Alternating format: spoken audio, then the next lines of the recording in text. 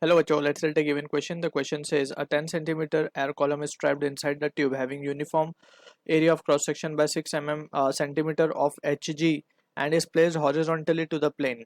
Calculate the length of air column when the tube is placed vertically with open and up. Option 1 given a 9.26 centimeter, option 2 10 centimeter, option 3 10.25 centimeter, option 4 11.5 centimeter.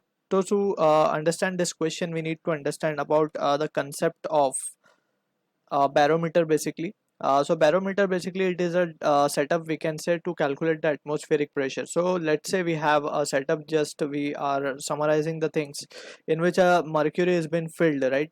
Or is may agar if we filled a YouTube sorry a tube with mercury and we insert this tube inside this, so we can say, and here we have the scale for calibration just to measure the height up to which the mercury has been filled in this. So it is हमें it has been found that कि ये जो mercury यहाँ पे कुछ fill हुई इसके अंदर, but ऊपर का कुछ section it remains we can say यहाँ पे कुछ vacuum रह गया, ठीक है? It is a torricellian vacuum भी हम इसे कहते हैं. So this measured we can measure this height of the mercury जहाँ तक वो mercury fill हुई है इसके अंदर. So we can say let's say यहाँ तक mercury fill हो गई. And this is the horizontal level of the mercury we have shown over here. ठीक, तो यहाँ तक मर्क्यूरी जो फिल हुई उसको हमने मेजर कर लिया बाय द स्केल, जो कि कैलिब्रेटेड स्केल यहाँ पे लगी होती है. So from this we can say we know कि at every point on the horizontal level of the same liquid pressure remains the same. So अगर हम दो पॉइंट कंसिडर करें so यहाँ पे प्रेशर सेम होगा. So let's say ये हमारा पॉइंट 1 है and this is our point 2. So pressure at 1 will be equals to pressure at 2. Pressure at 1 will be nothing but the atmospheric pressure क्योंकि वो open है to the atmosphere. So atmosphere will be acting जैसे हम मान रहे हैं P naught, ठीक है. एंड P2 की अगर हम बात करें तो P2 पे जो प्रेशर होगा that will be due to this height of the mercury column, जिसे हम कहेंगे रो जी एच बेसिकली, जो कि we can see it is the pressure head और गॉज प्रेशर भी जिसे हम कहते हैं, right. Well density rho is the density of mercury which is 13,600 kg per meter cube. G is acceleration due to gravity, h is the height. So at sea level we have found कि जो h है basically, so ये जो result हमें मिला है इसी से we calculate the atmospheric pressure. So at sea level it has been found कि जो h है that is the height of the mercury column, it comes out to be 76 centimeter of mercury, right. So when we substitute all the values, हमें pressure की जो value मिलेगी P naught, it comes out to be 1 atmosphere.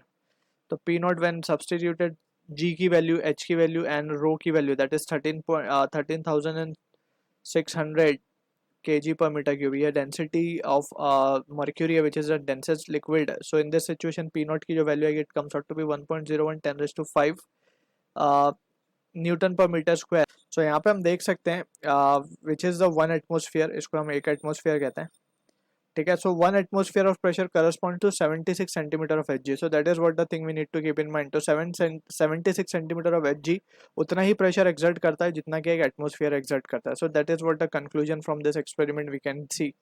अब यही result we will use to try and analyse the situation. So हमारे पास एक tube given है. First it is placed horizontally, कुछ इस तरीके से प्लेस्ड थी, और उसके अंदर 10 centimetre air is been trapped. ये कुछ इस तरीके से 10 सेंटीमीटर एयर ट्रैप्ड है इसमें, ठीक है. अब यहाँ पे वी कैन सी कि हमसे बोला जा रहा है having cross section area bye 6 centimetre of H जी, यानी कि 6 सेंटीमीटर ये एच जी की हाइट हमें गिवन है, राइट. सो अगर हम बात करें एक पॉइंट, अगर हम कंसिडर करें P1 एंड ये तो आउटर सेक्शन है तो यहाँ पे एटमॉस्फेरिक प्रेशर होगा. सो यहाँ पे हम क्योंकि दोनों लिक्विड सेम हॉरिजॉन्टल लेवल पे, तो atmospheric pressure will be equals to P1, right. P1 will be equals to atmospheric pressure, और एटमॉस्फेरिक प्रेशर हमें पता है 76 सेंटीमीटर ऑफ एच जी होता है, ठीक है ना. So that is what the thing we can write from here. अब अगर सेकंड केस में हम इसको वर्टिकली स्ट्रेट कर दें, कुछ इस तरीके से हम इसको स्ट्रेट वर्टिकली कर दें, so in that situation we can see. अब हमसे पूछा जा रहा है कि एयर कॉलम कितना होगा अंदर, सॉरी हमसे पूछा जा रहा है कैलकुलेट द एयर कॉलम, यानी कि अब हमें यहाँ पे लेंथ L2 कैलकुलेट करनी है. यहाँ पे ये 6 सेंटीमीटर एच जी है, 6 सेंटीमीटर है. यहाँ पे again it is P atmosphere, यहाँ पे अब हम प्रेशर मान लेते हैं P, क्योंकि P2 मान लेते हैं, P2 अलग हो जाएगा क्योंकि अब दोनों का हाइट अलग हो चुकी है। सो P2 को अगर हम देखें, so P2 again by gauge pressure, जैसे हमने यहाँ पे डिस्कस किया था।